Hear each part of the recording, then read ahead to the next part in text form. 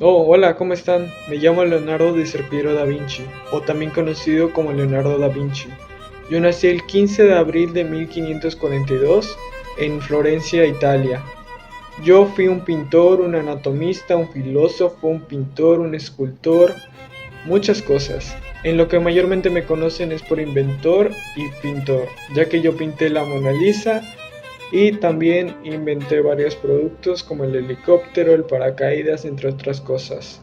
Yo nací en una familia bastante adinerada, mi padre fue mujeriego, tuvo distintos hijos, pero mi talento era innegable y él lo sabía, me metió con maestros de pintura, me metió a iglesias y así fue pasando el tiempo hasta que llegó la época del Renacimiento. Yo fui un importante figura del Renacimiento, ya que yo traje ciertos inventos, ciertas novedades.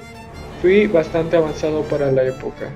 Con mis productos yo me gané un nombre en el Renacimiento. Soy Descartes, hijo de un abogado francés. Nací en el año de 1596 y morí en 1600. Se me conoce por frases como pienso como existo o la duda es el origen de la sabiduría. Probablemente la dedicaría todo lo que sé por la mitad de lo que no. Por mucho tiempo creí que el humano era una máquina, gracias a las enseñanzas de mis conocidos. Pero mi religión no me dejaba creer esto por completo. Así que empecé a estudiar un poco más y llegué a la conclusión de que el humano era más como un animal. Pero había algo que el animal y la máquina no tenían, que era el razonamiento. El humano es capaz de pensar, de imaginar y de crear, cosa que nuestros dos anteriores no son capaces por sí mismos. Me creé 4 reglas básicas para conocer la verdad. Entre ellas está la número 1, que es no tomar nada como real. La segunda era considerar el problema y analizarlo un poco más. La tercera consistía en trabajar de forma más simple los problemas complejos. Y la cuarta era en revisar las conclusiones para evitar omitir cosas importantes. Por mucho tiempo creí que el alma se encontraba en la glándula espinal. Yo soy Charles Bell. Nací en Don Monteat, Edimburgo, el 12 de noviembre de 1774. Yo fui anatomista, cirujano y fisiólogo escocés.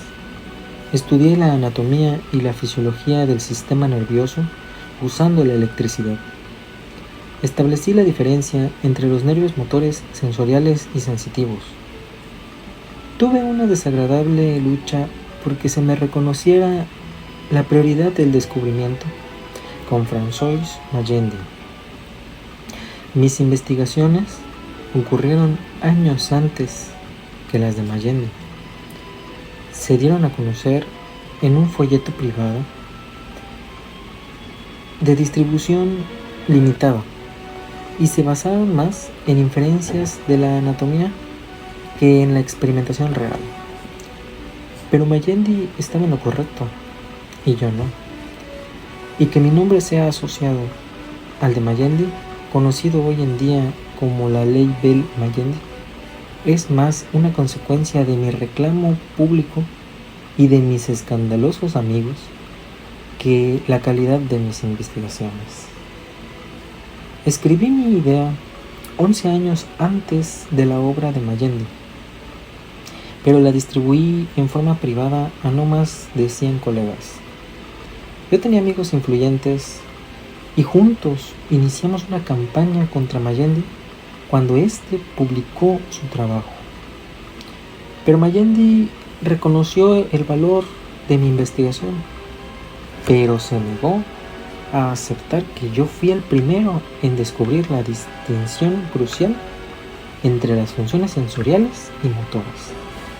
Mi prioridad era aislar las raíces espinales y el descubrimiento de que la raíz anterior influía en la contracción muscular más que en la raíz posterior. Si dos tipos de estímulos diferentes afectan a un solo tipo de nervio, entonces la sensación experimentada la determinará el tipo de nervio sensorial. Estimulado de este modo, las ondas luminosas estimulan el nervio óptico para producir una sensación visual. Pero presionar un lado del globo ocular también genera la sensación de un resplandor de luz.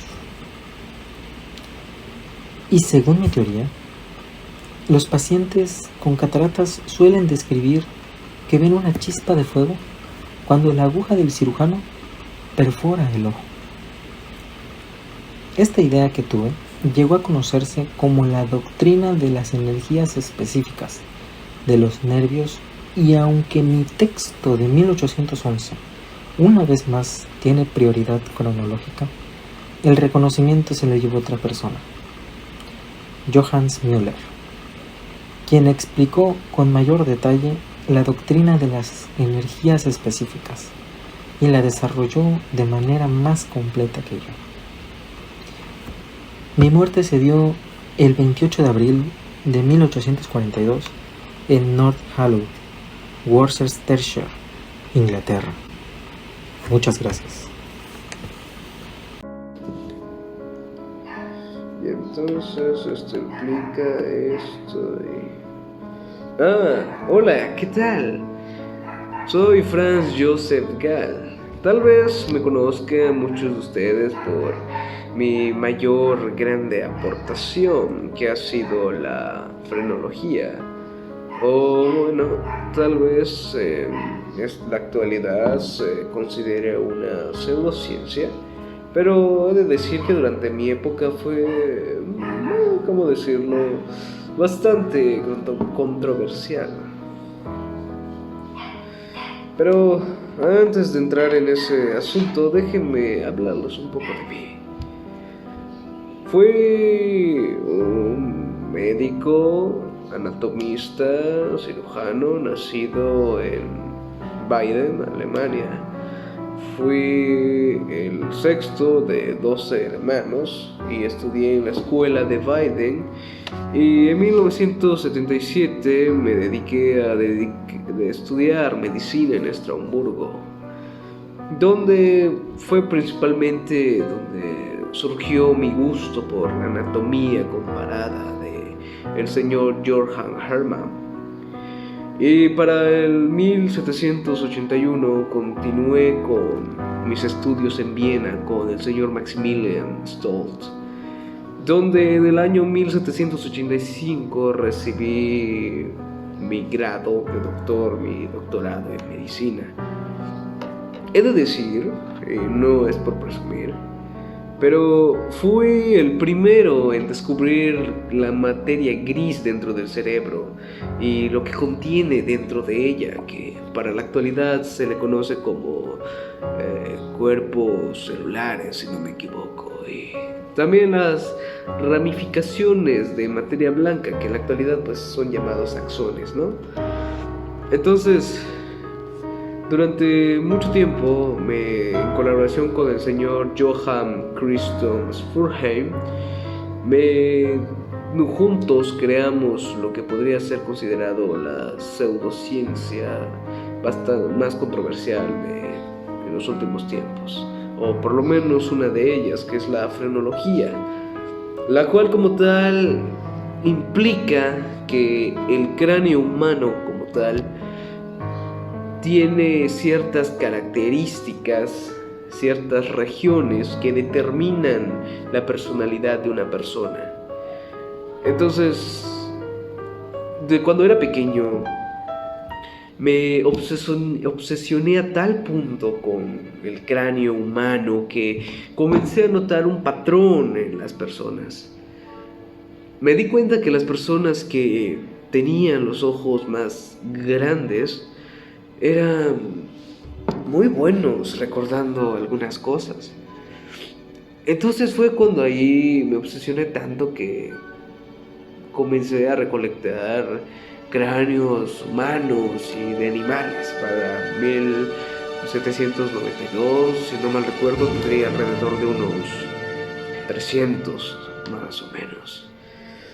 Entonces, con la ayuda del señor Furkheim, que bueno, luego nos distanciamos, logramos llegar a la conclusión de que el cerebro humano y el cráneo se moldea debido a la personalidad de la persona.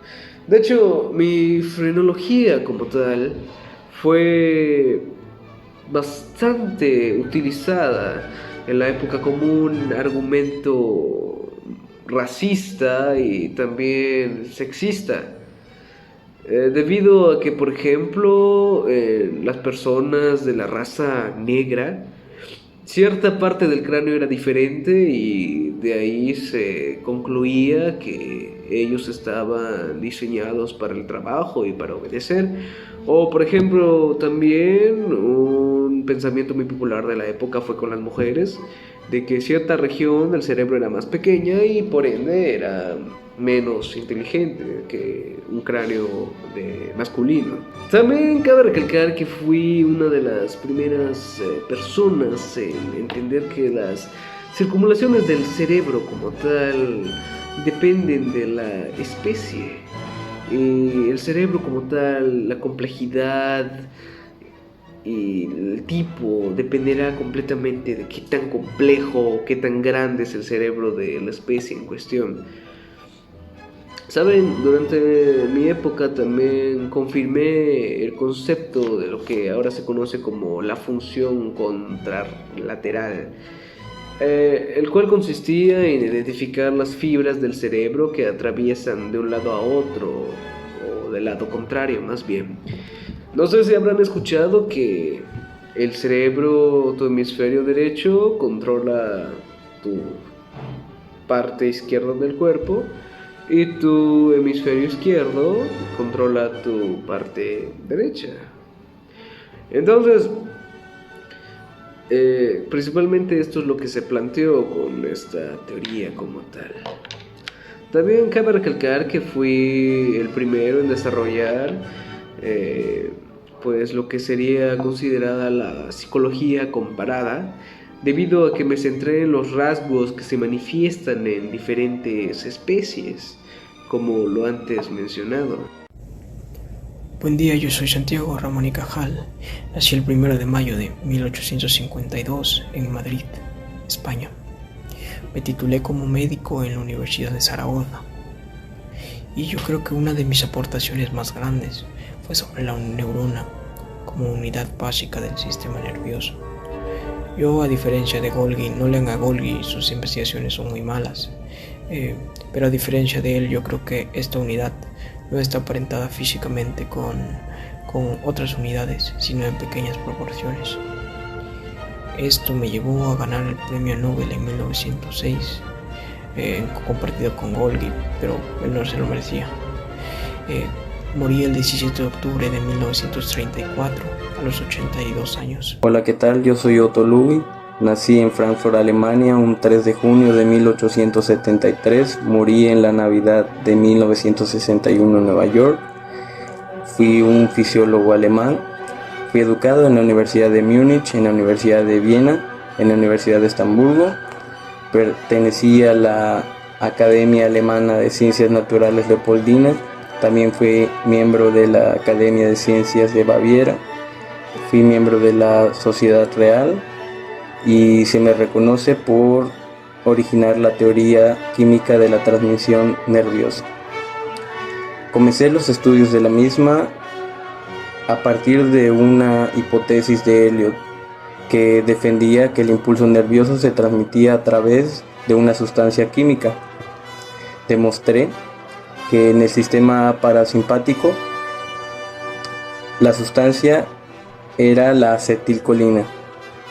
Henry Hallett Dale aisló esta sustancia, lo que nos llevó a ambos a ganar un premio Nobel en medicina en 1936.